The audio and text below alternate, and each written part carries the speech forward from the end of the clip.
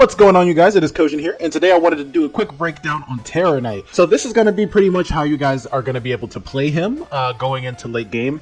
Pretty much Terror Knight's biggest advantage is the fact that it has a lot of burst damage setups. Chaos Zone is one of the best summons used for bosses. The reason why I say that is because typically summons that stay still on the floor are the best for bossing, because bosses don't move as much as mobs do, and vice versa can be said for mobs. Typically, summons that move a lot are best for mobs because mobs are constantly moving around. Let's go ahead and let's just kind of break down the skill setup and what kind of skill build you will need going into late game dungeons.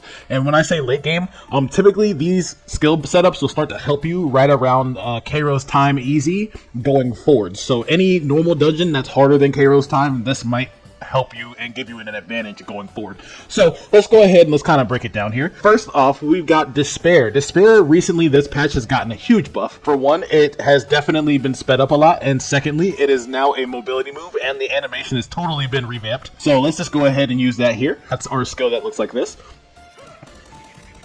So as you can see, after you use the skill, it still hits the dummy for about 10 hits. It does have 2 main hits, and then it also has and then it has plus 10 additional hits after it's been used. So once you use the skill like this, typically you'll still see it doing damage afterwards, and this is a good thing for Terror Knight because with how slow that the class is overall with its attack speed, there's not really a lot of additional hit moves that it needs because half of its skills are hybrids, and some of the skills that aren't hybrid are very good burst damaging moves. So you'll see a lot of really cool burst setups. But I'm going to be teaching you about the main rotation with Terror Knight. So pretty much the main thing with Terror Knight is going with either Despair or Strike first. So Despair will give you proper mobility moving into something, and Strike is, as you can see here, just a simple skill. All it does is stun the enemy. I think it hits like 15 times or something like that. It's nothing too crazy. But typically the whole thing is that when you're getting up ladders and stuff like that, you're going to want to use Strike to be able to freeze the enemy so that way you can position yourself. I recommend Stun for any class that has a stun to open up on enemies with. Stuns are just better. They're better than bounds because with bounds, enemies can still hit you. And not only that, but enemies, if they are in movement from their own attack, they will jump off of ledges. But with stun, it freezes them totally in time. So it's pretty much the coolest thing. That's why I consider them to be the best opener for most classes. After that, Power Crash, which Power Crash has always been like this, but they added an immunity to it now. So now, while it's loading up the second part of the skill, it actually allows for you to still do a lot of other things too, because you are now not having to distance yourself so much while using the skill. You can use it in the middle of a mob pack and be totally fine. So it's ultra safe, and not only that, it gives you a chaos summon on that back end to deal more lasting damage. The next move that I wanted to talk more about is Death Hand.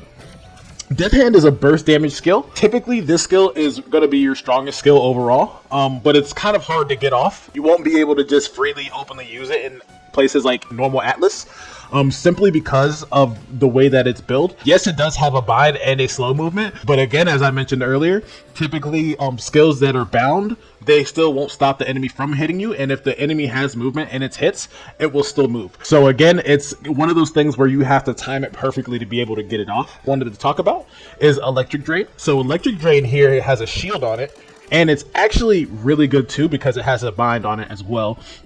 So it's ultra safe. I typically would like to use this at the end of a mob pack. So after I'm done killing a large pack of mobs, this is typically going to be the skill that I use to continue to lower the mob density while my other skills are on cooldown. So to set up this other thing too, last but not least, is Chaos Zone. Chaos Zone is Terror Knight's infamous summon. It's not as spammable as it used to be, but that's because Power Crash also has a Chaos Zone attached to it too. So it's pretty much like you can get 2 in 1 if you decide to burst that way. So I'm going to go ahead and break down its mobbing setup so that you guys can kind of understand. This is probably going to be the best one so far for doing mob through 7k. So let's go ahead and let's kind of break it down. First, you're going to use Despair to get into and out of really good positions. So like if you're in the corner, you could use Despair to get out. Another thing that you can do, like I had mentioned earlier, is you Strike to stun the enemies and freeze them in time, so that way that you will have a second to actually move around. thirdly, if you do have this in your build, you can also use your legend skill too to be able to stun enemies as well.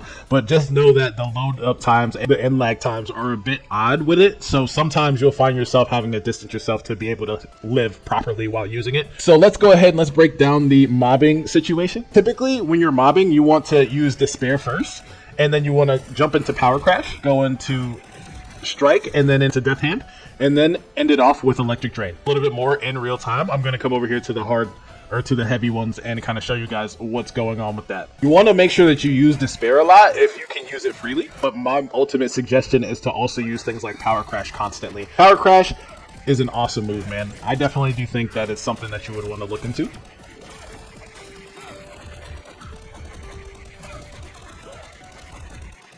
Electric Drain might be a little bit harder to get off at times, depending on what you're doing in the situation, but if you're in a lighter mob pack, that's when I suggest to use Electric Drain. It's really more of a skill filler, so that way that you don't run back into Despair or you strike again when you actually will need it a little bit later.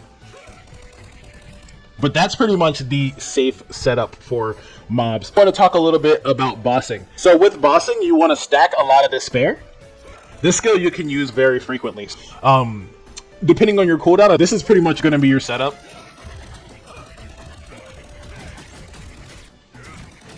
Just use a lot of Despair in Power Crash in the Chaos Zone. And also stick a lot of Death Hand in there. But Death Hand is going to be a little bit harder to get off, depending on what you're doing. Hopefully this helps you guys a little bit. I hope that these kind of videos are a bit better for people who are trying to get a little bit more of a detailed analysis on their class. But this is pretty much how you run a Terra Knight. You got to be sure to do everything the correct way, so that way that you don't have to use res pots. So thank you guys for watching. And if you like these kind of videos, just let me know. Just hit that thumbs up and we'll keep going. I'll go with other classes too. I do want to show you guys right before we leave though, how it does act in dungeons.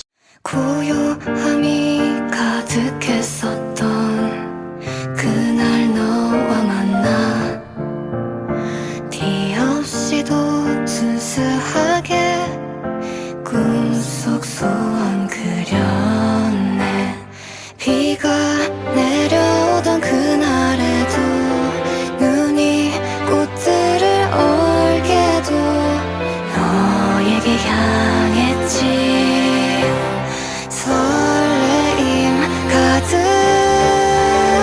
채 듣고 있니 나의 노래를 계속 바라고 또 바란 그리고 또 그렸던 이야기 처음 만난 그 기억처럼 새로운 아침을 열 듯 꿈의 문을 열어 우리 함께